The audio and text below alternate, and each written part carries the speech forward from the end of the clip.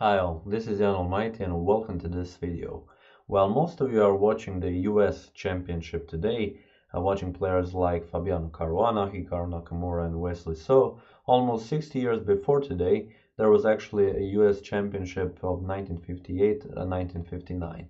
It was Fischer's second senior chess championship, and as we all know, he amazingly won the first one. So as a 14-year-old, he crushed the field, which in the end landed him a place in the interzonal tournament in Portorož, which was the last tournament we covered in the last video. Fischer ended up 6th, and he will participate in the candidates tournament of 1959. But before that, he will of course go on a couple of more tournaments, and the first one in line is actually the US Championship of 1958-1959. For that tournament, I actually prepared two games. Fischer. First one is the one from today with some Samuel Reshevsky. So once again, as the year before, we have Samuel Reshevsky playing James T. Sherwin, we have Paul Benko, we have Arthur Bisguier, we have Donald Byrne. So all the good American chess players of that time. And here we have a Sicilian game played between the two, e4 and c5.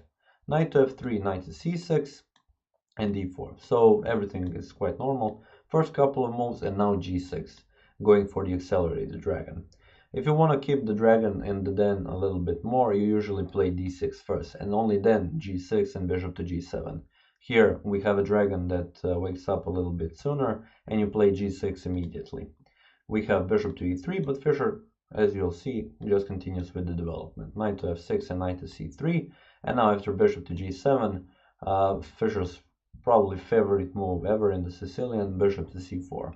And when I was preparing for this game, I was thinking like, if for some reason, so if you're, for example, a person playing in Fischer's era, while Fischer was playing chess, and for a moment you doubt that you're actually playing against Fischer, as black you should play a Sicilian, and if this guy, possibly Fischer, possibly not, plays bishop to c4, and doesn't play bishop to c4, then probably it's an imposter, because Fischer, as most of the games I have seen him play the Sicilian, he definitely, over 90% of them, played bishop to c4.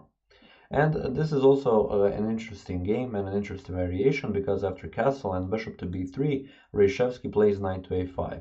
And for some of you, you may remember that I've showed a game between Rodolfo Tancardoso and Fischer about a month ago, where in the Najdorf variation of the Sicilian, Cardoso also played knight to a5, and there Fischer showed why actually knight to a5 is a bad move in the Najdorf variation of the Sicilian.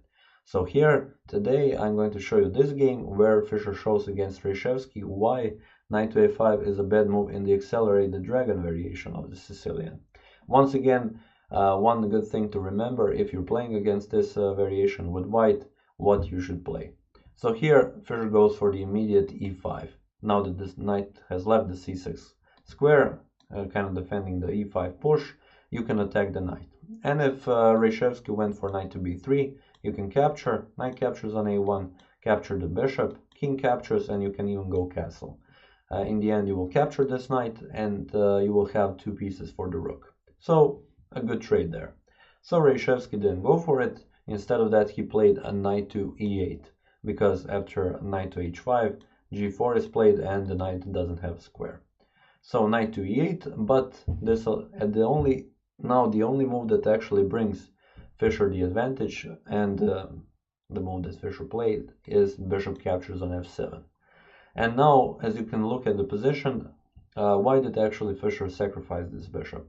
As you can see, the queen doesn't have a lot of squares to go to, and this will be the main theme here. Because knight has been played to e8, now the queen can only go to c7 and b6. Here you can capture with the rook or with the king. Reshevsky captured with the king, but the same idea would work if you capture with the rook, because knight to e6 is the next move. The queen cannot go anywhere, and if you capture, the queen captures the queen.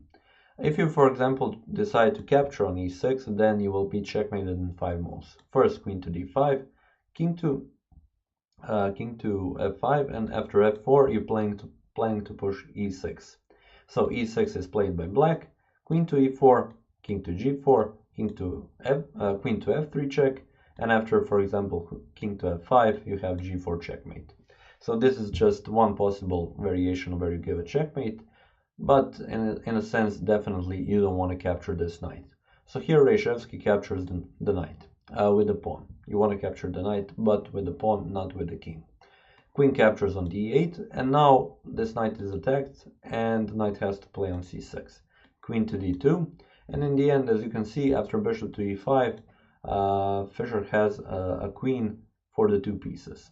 So what do you want to do now? In a sense, you just want to exchange pieces. In the endgame, you will have a queen against two pieces, and that's a fairly easy winning endgame. So that will be the whole idea throughout the game. So let's just see what Fischer played. We have castles, and now knight to d6. This allows bishop to f4, and when the bishop moves, also the knight on d6 is attacked. But first we have knight to c4 attacking the queen, queen to e2, bishop captures on f4, and queen captures on c4. So the first piece has exchanged, one step towards the endgame where Fischer is winning. King goes to g7, unpinning this pawn, and now knight to e4. When just going to the endgame, centralize your pieces, put the rooks on the open file, and just make some threats. In the end, having the queen will be much advantageous than having some other piece there. Bishop goes to c7. Now, the idea there, black doesn't really have that much ideas. In the end, he has to create some counterplay, but having just two pieces and not being fully developed, it is kind of difficult. He would like to simplify the position, and to see how to do it, it is kind of difficult, as I've said.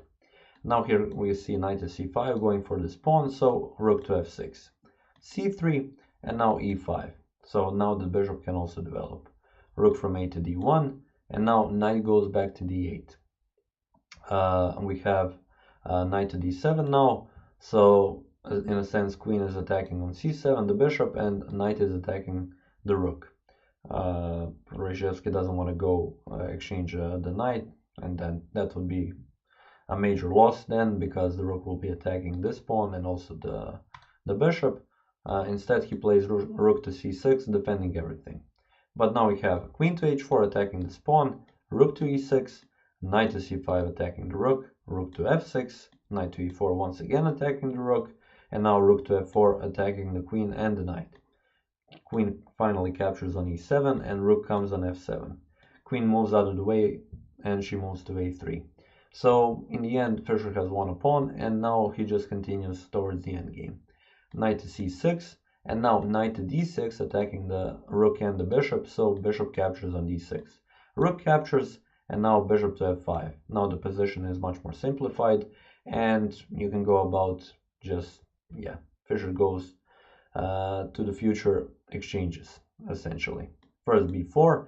Now also there is another idea, since he picked up this pawn. Okay, he also could have done it in the past, but now he decided to go for the pawn push on the queen side, because in the end he can create a passed pawn. He has 3 pawns, and Reshevsky only has 2 pawns. Rook from f to f8, connecting the rooks, and now b5. Knight goes to d8, and rook to d5 attacking the pawn. Knight to f7 defending, and now a rook to c5, playing to rook to c7, a6, and b6. Now bishop to e4 defending the pawn, and rook to e1 attacking the bishop. Bishop to c6, and now in this position Fischer goes for a rook captures on c6. So sacrificing the exchange, but with a great idea in the end. After pawn captures b7, you have this very dangerous passed pawn.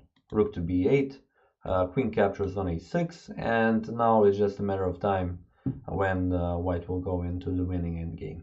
Knight goes to d8, attacking the pawn and defending on c6. So we have rook to b1, rook to f7, attacking once more, and now h3. Reshevsky goes for the exchange, one pair of rooks, rook captures, rook captures, rook captures, and now after queen to a8, he finally resigned the game. Even though he could have resigned it from the moment when Fischer won the queen, he decided to play on just to see if Fischer will maybe make a mistake or something. But in the end, yeah, this is the final position. Here, Reshevsky could play rook to b1 check, and then maybe rook to d1, or rook to d7 right away, but after that, a4, a5, a6, nothing can stop this passed pawn. So yeah, this is the first game that I wanted to show you from this championship. A good thing to know if you're playing the Sicilian with white and you play against the accelerated dragon, knight to a5 isn't the greatest of moves, and this is one way how you can take advantage of that. So that being said, I would like to thank you for watching this video, and I will see you next time.